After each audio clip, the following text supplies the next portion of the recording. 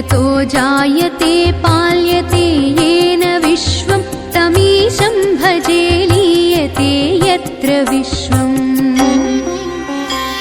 न भूमिर्न चापो न वह्निर्न वायुः न चाकाशमास्तेन तन्द्रा न निद्रा न चोष्णं न शीतं न देशो न वेशो न यस्यास्ति मूर्तिस्त्रिमूर्तिं तमीडे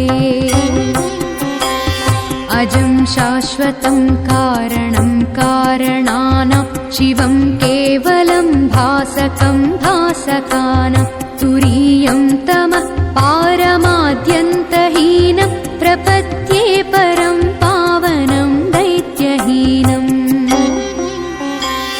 नमस्ते नमस्ते विभो विश्वमूर्ते नमस्ते नमस्ते चिदानन्दमूर्ते नमस्ते नमस्ते तपोयोगगम्य नमस्ते नमस्ते श्रुतिज्ञानगम्य